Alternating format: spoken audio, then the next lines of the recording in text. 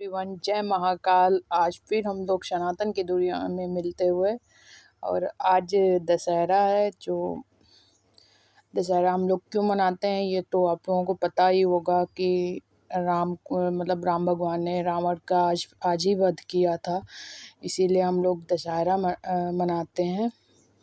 और इसके कई वो निकले हैं कि मतलब रावण का वध, मतलब रावण को जो पुतला बना के जलाते हैं, जलाना चाहिए या नहीं जलाना चाहिए।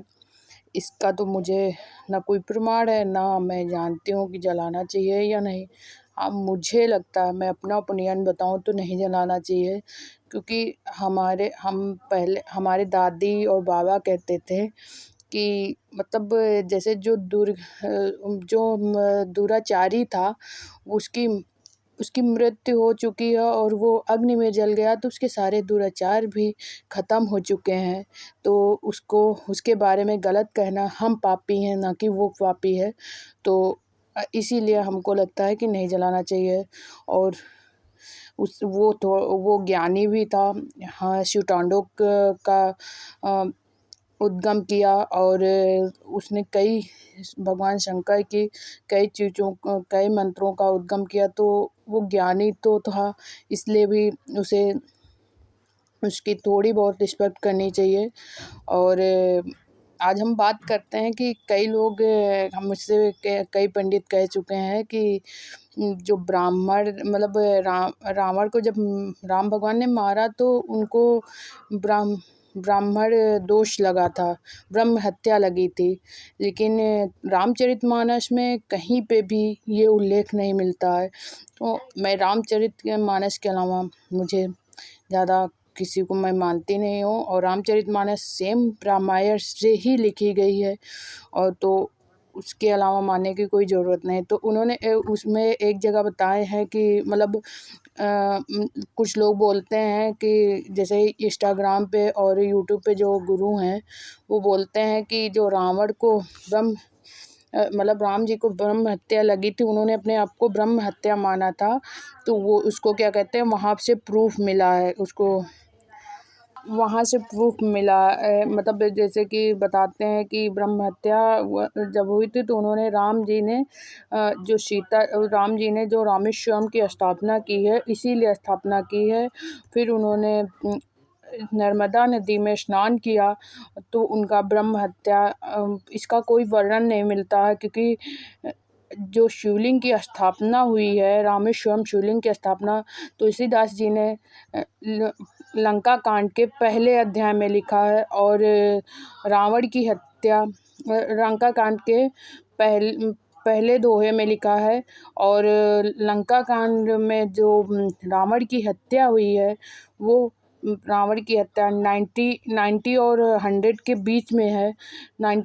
तो आप समझ सकते हो कि उनका मतलब जैसे कि तुलसीदास जी ने एक चीज़ और लिखा है कि रावण ब्राह्मण इसलिए था क्योंकि रावण को ज्ञान था, वेदों का ज्ञान था, तो इसलिए उसे ब्राह्मण कहा गया। ना कि वो जन्म से ब्राह्मण था, वो कर्मों से ब्राह्मण था, लेकिन उसके कर्म राक्षस वाले ज़्यादा थे, तो इसलिए वो राक्षस कहलाया। और जैसे कि उसको क्या कहते हैं कि विभीषण जी को कहीं पे भी ब्राह्मण नहीं लिखा गया है। और विभीषण जी ने जब विभीषण जी को मतलब रावण ने अपने महल से निकाला था, तो राम जी के से चरणों में वो चरण छुए और वहाँ पे आए। ये कोई प्रूफ नहीं दे रहे हैं, लेकिन ये तुलसीदास जी ने खुद लिखा है, और इसका तो मेरे पास अभी प्रमाण नहीं है, लेकिन मैंने जब पढ़ा था तो मैंने देखा था। इस समय तो नहीं है, जब मिलेगा प्रमाण फिर से तो फिर मैं आपको पास शेयर करूँगी। जैसे इसमें एक और लाइन लिखी है, सोई सुरभज्ञ मुनि सोई ज्ञाता, सोई महि मंडित पंडित दाता, धर्म परायण सोई कुल त्राता, राम चरण जाकर मन जाता। जिसका मन श्री रामचंद्र के चरण में अनुरक्त है, वही सर्वज्ञ है, वही गुणी है, वही ज्ञानी है, वही पृथ्वी भूषण है, पंडित और दानी है, वही धर्मपरायण और कुल का रक्षक है। जो मतलब श्री रामचंद्र के जी के मन उनका मन लगा है वही ब्राह्मण है, वही धर्मपरायण है। ये चीज़ तुलसीदास जी ने खुद लिखी है। अब इसका प्रमाण हम देते हैं कि श्री रामचंद्र जी ने कब रामेश्वरम की स्थापना की। तो इसका लंका कांड के फर्स्ट दोहे में लिखा है कि यहाँ पे मुझे ये लिखा है कि यह भूमि परम रमणीय और उत्तम है, इसकी असीम महिमा वर्णन नहीं की जा सकती है। मैं यहाँ शिव जी की स्थापना करूँगा, मेरे हृदय यहाँ महान संकल्प है।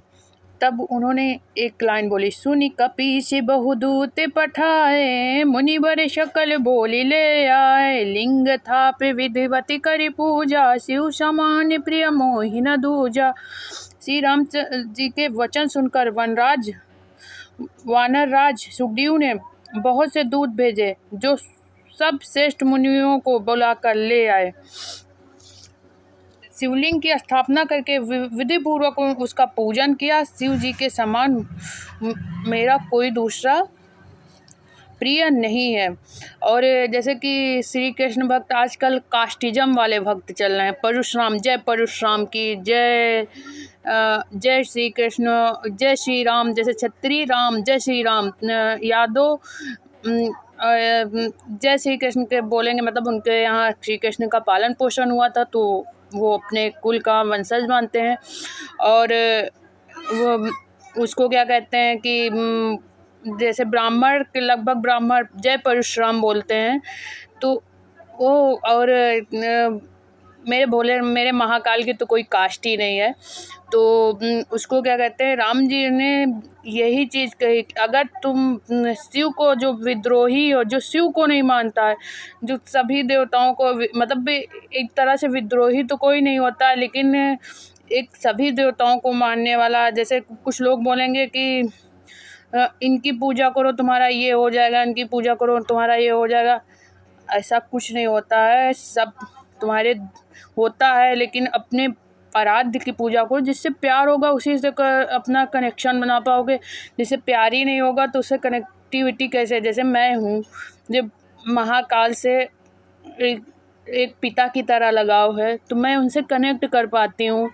और मेरे लिए राम भगवान भी पूजनीय है, मेरे लिए हनुमान जी पूजनीय है, मेरे लिए श्री कृष्ण भगवान भी पूजनीय है, और मुझे कास्ट से कोई मतलब नहीं।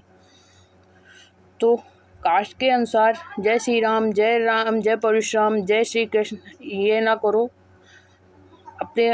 अपने अंदर को झांको और देखो कि किससे मुझे लगाव सबसे ज़्यादा है। और ये जो बोलते हो कि श्री राम जी को हत्या लगी थी, तो अपने आप को तुम एक बहुत गलत चीज़ बोले हो कि तो अध्ययन करो, नहीं तो गलत चीज़ मत बोलो। और उनको कोई ब्राह्मण हत्या नहीं लगी थी, उन्होंने एक राक्षस का अंत किया था। और रावण ज्ञानी था, लेकिन रावण दुराचारी भी था। रावण दुराचारी इस हिसाब से था, अच्छा रावण ने सीता माता को टच नहीं किया था। इसका सब लोग बोलते हैं कि क्यों नहीं टच, मतलब वो बहुत अच्छा था इसीलिए नहीं टच किया, बिना लाओं की इच्छा के बिना नहीं टच किया था। तो इसका एक प्रमाण मिलता है कि बोलते हैं कि इसका एक प्रमाण मिलता है, इसमें बताया जाता है कि नल कुबेर जो थे, उनकी पत्नी के साथ उन्होंने गलत किया था रावण ने, जो अप्सरा थी और उनका नाम रंभा था। तो उनको साथ उन्होंने गलत किया था, तो उन्होंने श्राप दिया कि तू रावण, जब तक किसी महिला की इच्छा नहीं होगी तू किसी भी महिला को टच नहीं कर सकेगा। तभी इससे मतलब इस चीज़ का तभी उनको ये श्राप हुआ, अगर तू टच करेगा बिना उसकी इच्छा के तो तेरे हजारों टुकड़े हो जाएंगे। तो इसलिए रावण सीता माता को बार बार अपनी रानी बनाने की कोशिश करता रहा, लेकिन उन्हें टच नहीं किया, क्योंकि सीता माता ने इच्छा ही नहीं जागृत की थी। और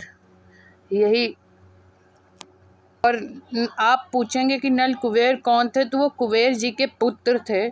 और इसका वर्णन रामायण, वाल्मीकि रामायण में मिलता है।